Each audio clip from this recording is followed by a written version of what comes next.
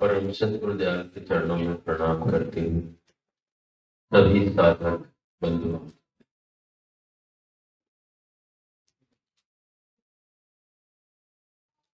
अभी बड़ा सुंदर है।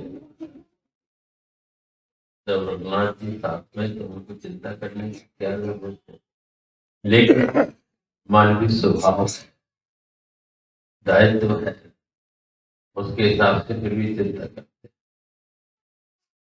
लेकिन अगर वो पूरी तरह विश्वास कर ले और समर्पित भाव से भक्ति में लग जाए, नाम का जाप निरंतर करे। बस ये है कि नाम सच्चे महापुरुष से मिले, नहीं खाली कंठा ले लेना, खाली पुस्तकों पे देख लेना और कोई भी मंत्र छांट करके जपने लगना, उससे काफी, क्योंकि वो शब्द के समान और जो सद्गुरु दयाल अपने मुखारबिंद से हमको देते हैं उसमें चैतन्यता हो जाती है और वो जागृत मंत्र होता है और उससे हमारे कार्य, हमारे अंदर के जो शक्ति है वो जागृत हो जाती है। हमारे शरीर के अंदर जैसे कि दो साधनाओं का वर्णन आता है, दोनों की उनकी कृपा है कि जैसा पात्र होता है उसको अपने आप शुरू हो जाता है। एक तो कुंडली योग की साधना है, महायोग की साधना, सहज योग की साधना, जहाँ मूलाधार पर शक्तिपात होता है। दूसरी सरस शब्द योग की भक्ति प्रधान साधना है, आज्ञा चक्र पर शक्तिपात होता है। पूरब और पश्चिम दो मार्ग, जब आज्ञा चक्र पर शक्तिपात होता है, नाद योग से जुड़ी हुई साधना है, वो पूरब मार्ग कहलाता है। और जो पश्चिम क्षेत्र में पर वो मूलाधार पर जो शक्ति विद्यमान है वहां शक्तिपात होता है, वो सहज योग महायोग की साधना। भक्ति योग की साधना में एक विशेष आसन में बैठना होता है और निरंतर जो नाम बख्शिश में मिलता है उसका स्मरण करना। और योग की जो साधना सहज योग की, उसमें अगर हमारी पात्रता उस क्षेत्र की है तो निश्चित तुरंत ही शक्ति जागृत होती है। आसन, प्राणायाम, रोना धोना, सिसकना, रोना, नाचना, गाना, ये अपने आप शुरू होता है, कुछ करना नहीं होता है। उसके माध्यम से जो प्रारब्ध के संस्कार है उनका क्षय, और धीरे धीरे वो जो प्रारब्ध के संस्कार उनका क्षय हो जाता है, हम समाधि की ओर सब और हमारा ध्यान तुरंत अपने आप लगने लगता। दोनों ही, एक भक्ति प्रधान है, एक योग, दोनों में आवश्यकता सत्य होती है। बाहर हम दौड़ते रहते हैं कि यहाँ मिलेगा वहां मिलेगा, दौड़ दौड़ के थक जाते हैं, फिर वहीं के वहीं हो। दौड़त दौड़त दौड़िया जहन मन की दौड़, मन को संतुष्टि नहीं होती कि कहीं ना कहीं तो मेरी दौड़त दौड़त दौड़िया जहन मन की दौड़, दौड़ थकी मन स्थिर हुआ वो वस्तु ठोर की ठोर। जब दौड़ दौड़ के थक जाता, तीर्थों में कई जगह स्नान करने, पहाड़ों में सब जगह जा जा के थक जाता है कि वो कहीं नहीं मिला, अपने घर पे बैठता है, ध्यान में बैठता है, एकाग्रता उसके अंदर आती है। और जब एकाग्रता आती है, अंदर मुखित होता है, तो देखता है जिसको ढूंढा करते थे वो तो हमारे नजदीक था, वो दूर है ही नहीं। जैसे भी भजन लिया रघुनाथ जी वाला, तब उसको लगता है कि हम क्यों दौड़ रहे थे, पूर्व का संस्कार होगा दौड़ा रहा, क्योंकि यागट भीतर सात समंदर, याग में नदी द्वारा, याग के भीतर काशी द्वारका याहिल साहिब महापुरुषों ने वर्णन किया।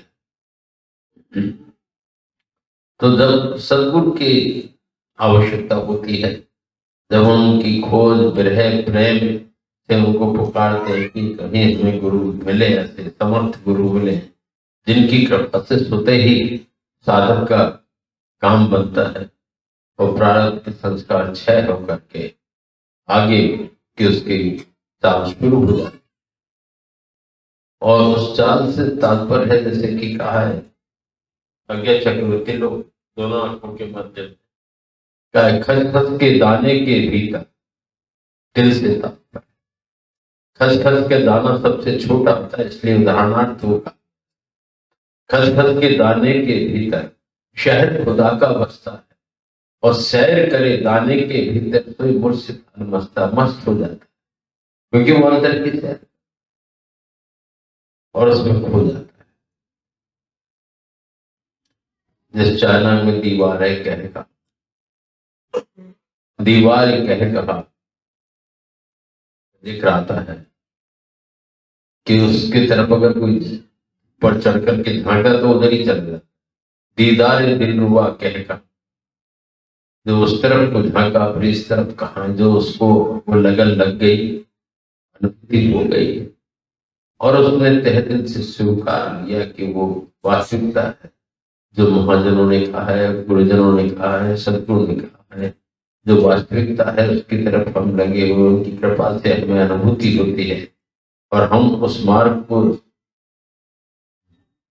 लेकर के चलते हैं तो एक बार हमारा काम पूरा हो जाए। जो 80 लाख यूरी के अंतर्गत ये दर्शन हमें प्राप्त, और 84 लाख में कोई और यानी कहीं कीड़े मकोड़े रहे होंगे, जानवर पशु यानी क्या रहे होंगे, उसके बाद कहीं पुण्य का उदय हुआ तो ये मनुष्य देह। इसकी सार्थकता उसमें ही है कि सदगुरु को खोजें और उनकी कृपा से जो बख्शिश जो नाम मिले उसका स्मरण करें तो हमारा ये नरदेह सार्थक होगा, हमारा काम बन जाएगा और आवागमन से हम मुक्त। क्योंकि यहाँ तो चाहे जितना चाहे कुछ हासिल कर ले हम, एक ना एक दिन छोड़ना पड़ता है और सब शरीर तक सीमित है, यही रह जाता। उसी में अगर लगे रहेंगे तो वास्तविक जो लक्ष्य है मालिक की कृपा, मालिक की दया का, उससे हम वंचित रहेंगे, अपना काम पूरा नहीं कर। किसी भी बंधन को अगर पार लेते हैं तो उससे जब तक हटेंगे नहीं तब तक उसकी कृपा का लाभ नहीं मिलेगा। लेकिन वो ये नहीं कहता कि सब कुछ छोड़ करके जंगल में जाके तपस्या करें, भेष धारण करें तभी कुछ होगा। उसकी पहचान बड़ा मुश्किल होता है। घर गृहस्थी के कार्य करते हुए, अपने दायित्वों का निर्वाह करते हुए भी हम उस पद को प्राप्त कर सकते हैं। जंगल और त्याग में कहीं नहीं मिलता, घर में ही वो मिलता। तो उस साधना की आवश्यकता है कि सदगुरु कृपा से हमारा काम बने, और उनकी कृपा के लिए आवश्यक है कि हमारे अंदर वो जिज्ञासा तीव्र होना चाहिए। जब जिज्ञासा तीव्र होगी, प्रेम होगा, प्रेम होगा तो कहीं ना कहीं आज भी हिंदुस्तान में क्या दुनिया में कमी नहीं है, कहीं ना कहीं कोई महापुरुष हमें मिल ही जाए। लेकिन उनकी पहचान बाहरी नहीं होती कि हम भेष धारण किए कर अगर कोई है भगवा पहने हुए तो वही वहां, या जंगल में त्यागी ये सब कुछ छोड़ करके बैठा हुआ वो महात्मा, वो तो अलग ही दौलत है। जिनकी कृपा से हमारे अंदर शांति महसूस हो और उनके प्रति खिंचाव पैदा, तो समझ लो वहां कुछ ना कुछ मिलेगा। बाहर देखने में वो प्राप्ति नहीं होती। कई बार देखा गया है, कई जंगल में कुछ लोग चले जाते हैं सब कुछ छोड़ कर, तो वहां इच्छा रहती है खूब आश्रम बन जाए, खूब शिष्य हो जाए और ये हो जाए वो हो जाए। दुनिया तो उनके साथ लगी हुई है, त्यागा क्या।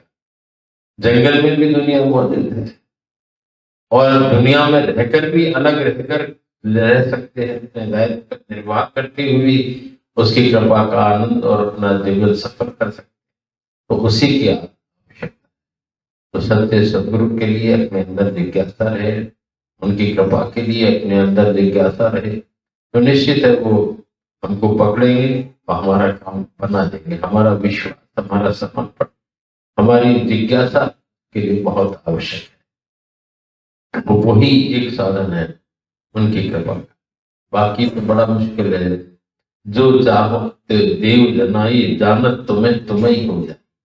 जिसको वो जनाना चाहते हैं, पर जनाने किसको जनाए, उनके अंदर वो पात्रता होगी तो वो जना दे और फिर अपने समान भी कर सकते हैं उनकी कृपा से। अगर हम निरंतर अनवरत रूप से नाम का जाप करते रहते, खाते पीते चलते फिरते सोबत जागत विसल बता, ऐसी लोग लगी रहेगी तो एक ना एक दिन उनकी कृपा पूर्ण होगी और हम आवागमन से निवृत्त होंगे। हमारा ये जीवन जो हमें मिला है नरदेह का, ये साथ हम भी प्रार्थना करेंगे। जिनको सदगुरु मिल गए हैं ठीक है, जिनके ऊपर कृपा है ठीक है, जिनको नहीं प्राप्त हुए, सदगुरु से तात्पर्य है संत महात्मा तो संसार में सभी एक दूसरे से बड़े, संत संत सभी बड़े, अपनी अपनी ठोर आत्मदर्शी मी है और चाओ सब। जिसने अपने आप को जान लिया वही महत्वपूर्ण है। नाथ संप्रदाय का एक पद याद आता कि अपने वाणी को यही विश्वास नहीं है कि कच्चा बे कच्चा नहीं गुरु का बच्चा, दुनिया तत्कर खाकर माई जाकर बैठा वन में, तब भी कच्चा बे कच्चा नहीं गुरु का। कुंडलनी को खूब चलावे ब्रह्म रंध्र ले जावे, चलता है पानी मुंह पर मुख बोले सो होवे, तब भी कच्चा बे कच्चा नहीं गुरु का बच्चा। फिर आगे का शरण मछंदर गोरख बोले तीनों ऊपर जाना रे, सत्य रज और तम तीनों ऊपर जाना रे, कृपा भई जब सतगुरु जी की आप आपको चीने, वही सच्चा वे सच्चा वही गुरु का बच्चा, नहीं कच्चा वे कच्चा नहीं गुरु का बच्चा। बहुत दूर तक कर चाहिए, जो कुछ कह दे हो जाए, पानी ऊपर चलना आ जाए, ये भी फंसाने की चीज है। सच्चा चमत्कार तो अपने अंतर में गठित हो और उनकी कृपा से लगन लगे, प्रेम जागृत हो, उनकी तरफ हम खींचे तो निश्चित कृपा से हमारा काम बनेगा। उनके आदेशानुसार नाम का हमें स्मरण करने की आवश्यकता है, जैसे वो पता है उस तरह से चलने की आवश्यकता। इस मार्ग में वो कुछ छुड़ाते नहीं है, सब दुनिया के कार्य करते हुए भी हम लोग उस मार्ग में चल सकते हैं। ऐसा सहज सरल मार्ग उन्होंने खोजा, उसी को सहज योग महायोग। हम भी सबके लिए प्रार्थना करेंगे सच्चे सदगुरु मिले किसी और उनकी कृपा पात्र बन करके उनकी कृपा को